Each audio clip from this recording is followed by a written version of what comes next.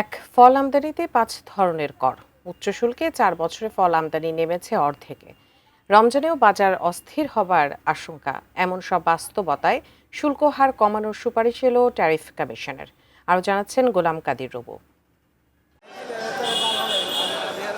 ১০০ টাকার ফলে শুল্ক কর এখন ১২০ টাকারও বেশি। কাস্টমস, সম্পূরক শুল্ক, ভ্যাট, অগ্রিম আয়কর ও নিয়ন্ত্রণমূলক শুল্ক মিলে সেই ফলের দামই দাঁড়ায় ২২০ টাকা। এসব ফল যখন খুচরা বাজারে যায় তখন দাম বেড়ে যায় আরও। এনবিআরের হিসাবে আপেল, কমলা, মাল্টা, আঙ্গুর, নাশপাতি আমদানিতে প্রায় ১২২% আর আনার আমদানিতে প্রায় ১২৭% শুল্ক কর। আর এ উচ্চ শুল্ক করের কারণে কমেছে ফল আমদানিও। ৪ বছর আগের তুলনায় এখন আমদানি প্রায় অর্ধেক। ফল হচ্ছে শিশু খাদ্য, রোগীপথ্য। এটা কেন বিলাসী পণ্য হবে এটা আমার বোধগম্য না। বিলাসী পণ্য হিসাবে গণ্য করে এটাকে আজকে এমন জায়গায় শুল্ক নিয়ে গেছে, সেক্ষেত্রে সাধারণ ভোক্তাও ক্ষতিগ্রস্ত, সরকারও ক্ষতিগ্রস্ত। সরকার আপনার ট্যাক্স পাচ্ছে না, কারণ ইম্পোর্ট কমে যাচ্ছে। ইম্পোর্ট কমে যাওয়ার কারণে ট্যাক্স কমে যাচ্ছে। আপনি যদি এনবিআরের রেকর্ড দেখবেন আনুপাতিক হারে ট্যাক্স কমতেছে। সাধারণ মানুষের ব্যয় বাড়ছে এবং সাধারণ জনগণ সেটার ফল খেতে পারতেছে না, শুধুমাত্র উচ্চবিত্তরাই ফল খেতে পারতেছে। ডলার সংকটের সময় বিলাস পণ্যের তালিকায় নাম ওঠে ফলের, বসানো হয় বাড়তি কর। বিশ্লেষকরা বলছেন এখন ডলার সংকট না থাকায় ফলের শুল্ক কমানো উচিত।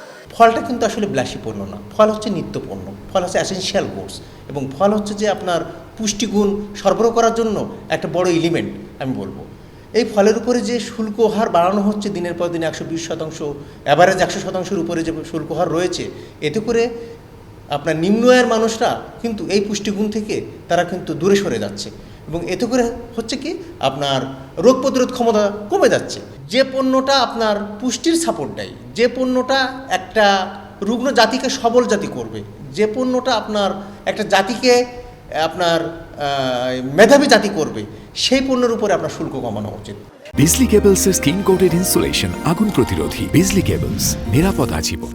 বাংলাদেশ ট্যারিফ কমিশনও বলছে ফলকে বিলাসপণ্য বলা হলেও ১৯৬৫ সালের নিত্য প্রয়োজনীয় পণ্য আইনে এটা অত্যাবশ্যকীয় পণ্য। আবার জাতীয় শুল্ক নীতি অনুযায়ী কেবল জরুরি প্রয়োজনেই নিয়ন্ত্রণমূলক শুল্ক বসানোর কথা বলা আছে। তাই ফলে বাড়তি শুল্ক কর হার সাংঘর্ষিক। তারা যে রিকমেন্ডেশন দিয়েছে এনবিআরকে যে এখানে ট্যারিফ কমানোর জন্য, তাই মনে করি যে এটা ভালো উদ্যোগ এবং এটাকে অতি দ্রুত আসলে বাস্তবায়ন করা উচিত। তার কারণ ইতিমধ্যে অনেক ফল চলে এসেছে বাংলাদেশে, তো সেটার ভ্যালুয়েশনও হয়ে গেছে এবং সেখানে কিন্তু এই যে কর শুল্ক সেটা কিন্তু নির্ধারিত হয়ে গেছে এবং অনেক পরিশোধ করেছেন। কিন্তু আরও অনেকগুলো চালান চলমান অবস্থাতে আছে এবং বাজারে যে ফলের দাম সেটা কিন্তু অন্যান্য সিজনের তুলনায় দ্বিগুণ। সাধারণ মানুষের যে পুষ্টি চাহিদা পূরণ সেটা কিন্তু সম্ভব হচ্ছে না এই এত দামের কারণে। হাসপাতালে যারা রুগী রয়েছেন, যারা একদম অল্প আয়ের মানুষ, সেই মানুষগুলো কিন্তু এখন একটা বিপদের মধ্যে আছেন। তো সুতরাং এখন এখানে এই যে শুল্কের যে প্রস্তাব, যেটা কমানোর প্রস্তাব করা হয়েছে, সেটা খুব দ্রুত আসলে বাস্তবায়ন করতে হবে। এদিকে দেরিতে হলেও খেজুরেও কমানো হয়েছে শুল্ক, তবে তার সুফল পাওয়া নিয়েও আছে সংশয়। রমজানের বাকি আছে আর 2 মাস। এই 2 মাসের ভিতরে এলসি করবে কখন, শিপমেন্ট হবে কখন, আসবে কখন? কারণ একটা শিপমেন্টের পরে 40 থেকে 60 দিন সময় লাগে ট্রান্সপোর্টেশন মাল আসতে, জাহাজে আসতে। সেক্ষেত্রে জাহাজে প্রবলেম হতে পারে, অনেক কিছু হতে পারে। তো এই ভয়ে, এই রিস্কে এখন আর তো ওই এলসি হচ্ছে না, ওই পরিমাণ হচ্ছে না। তো সরকার যেটুকুই ট্যাক্স কমিয়েছে সেটুকুর সুফল কতটুকু পাবে সেদিক থেকে আমি সন্দিহান। গোলাম কাদির রবু, এটিএন নিউজ।